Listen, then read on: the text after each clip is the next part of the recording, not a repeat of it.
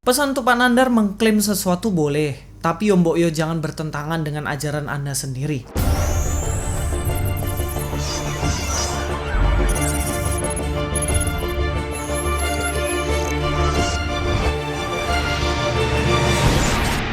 Assalamualaikum, selamat datang kembali di channel ini. Kali ini saya akan melanjutkan untuk meluruskan pengajaran ataupun mereview pengajaran dari Nandar.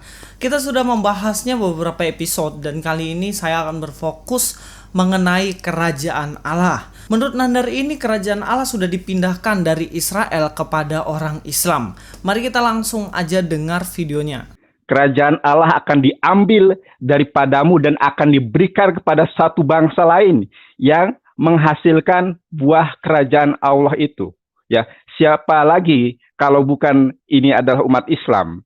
Oke, jelas ya di sini bagaimana Nandar mengatakan bahwa dipindahkanlah kerajaan Allah ini dari Israel kepada orang Islam. Di dalam ayat itu dikatakan kepada bangsa lain. Tapi itu saya akan membahasnya hari Sabtu.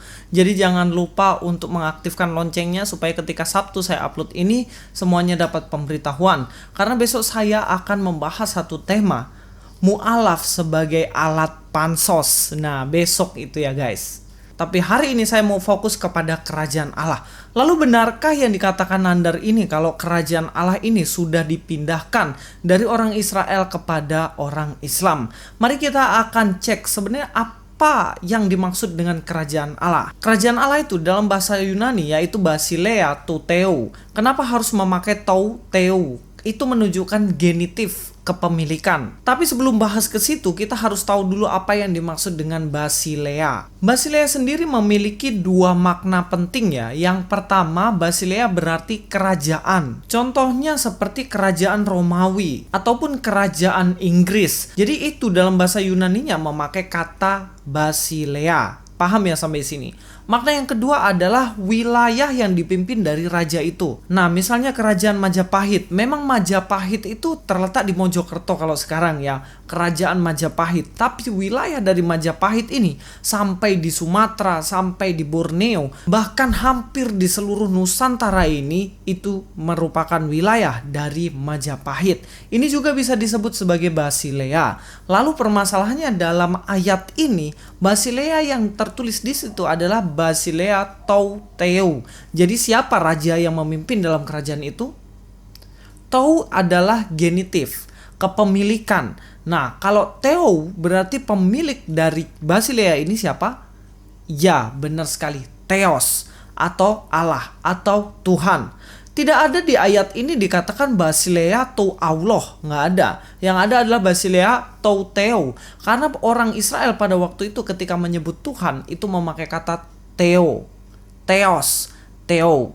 Jadi kerajaan Allah atau Basileia tou Theo berarti kerajaan yang dipimpin bukanlah oleh Herodes, bukanlah oleh Raja Romawi, bukanlah oleh orang Israel, tetapi Basileia tou Theo berarti dipimpin oleh Tuhan sendiri. Sebenarnya orang Israel itu pemerintahannya teokrasi guys, yang artinya Allah sendiri sebagai raja, Tuhan sendiri yang memerintah Israel. Tetapi pada zaman Samuel mereka memberontak dan meminta supaya pemerintahan berubah dari teokrasi menjadi monarki, yaitu yang memerintah seorang raja. Maka yang dipilihlah Saul sebagai raja pertama Israel. Karena sebelum raja ada yang memimpin mereka adalah seorang hakim yang sebelumnya adalah Nabi Musa dan juga Yosua. Dan ketika Yesus datang ke dunia, Yesus ingin mengembalikan dari monarki yang dipimpin oleh raja dunia itu dikembalikan kepada pemimpinan Allah sendiri. Yesus mengembalikan dari monarki menjadi teokrasi. Nah, yang begini mana ngerti Pak Nandar? Setelah kita tahu kerajaan itu adalah kerajaan milik Allah sendiri, nah kita harus tahu raja di dalam kerajaan Allah itu siapa. Di dalam Matius 2 ayat 2 dikatakan, dan bertanya-tanya di manakah dia raja orang Yahudi yang baru dilahirkan itu.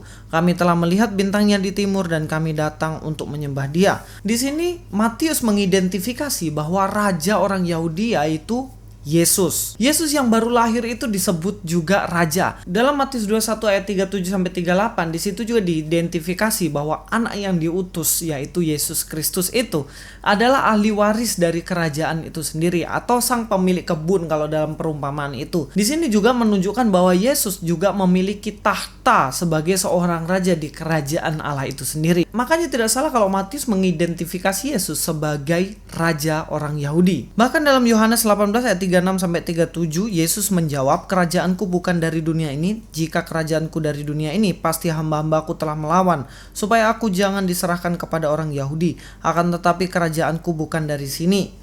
Di sini Yesus menunjukkan bahwa dirinya juga memang adalah raja dan dia memiliki kerajaan yang bukan dari dunia ini. Bukan kerajaan Romawi, bukan kerajaan Yahudi, tetapi Basilea Tuteo. Dia adalah raja dari kerajaan Allah. Ayat 37, maka kata Pilatus kepadanya, "Jika engkau adalah raja," jawab Yesus, "engkau mengatakan bahwa aku adalah raja. Untuk itulah aku lahir dan untuk itulah aku datang ke dalam dunia ini, supaya aku memberi kesaksian tentang kebenaran. Setiap dari kebenaran mendengarkan suaraku." Banyak orang tanya, kenapa sih Yesus kok harus lahir ke dunia? Kenapa sih kok Allah itu yang memiliki tahta di surga itu mesti datang ke dunia? Ini jawabannya sebenarnya. Untuk menunjukkan bahwa Yesus adalah raja dari kerajaan Allah. Sampai sini kita tahu bahwa Basilea Tuteo berarti adalah kerajaan yang dipimpin langsung oleh Allah.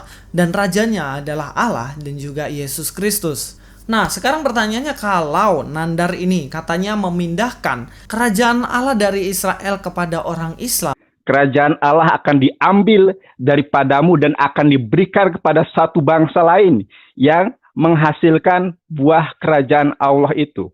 Ya, siapa lagi kalau bukan ini adalah umat Islam? Berarti orang Islam dipimpin oleh Yesus. Karena Yesus adalah raja dari kerajaan Allah itu. Apakah kalian setuju? Saya yakin orang Islam pasti tidak setuju ini. Sebab mereka tidak mau percaya bahwa Yesus adalah raja. Kalau Nandar memaksakan diri bahwa kerajaan Allah itu sudah dipindahkan pada orang Islam, berarti Nandar menentang ajaran agamanya sendiri. Kan Muslim artinya tunduk kepada Allah, benar kan? Bukan tunduk kepada Yesus. Jadi argumentasi dari Nandar yang mengatakan bahwa Basilea Tuteo sudah dipindahkan kepada orang Islam ini jelas salah total. Nah, sekali lagi saya ingatkan bahwa video ini saya buat bukan untuk menyerang agama tertentu. Saya tidak pernah menyerang agama orang lain. Yang saya lakukan hanyalah meluruskan sebab Alkitab saya disalah mengerti dan Alkitab saya disalah ajarkan. Ingat bahwa kita adalah anak-anak kerajaan Allah. Raja kita adalah Yesus Kristus. Itulah kenapa kita sebut anak-anak raja. Untuk Pak Nandar mengklaim sesuatu boleh,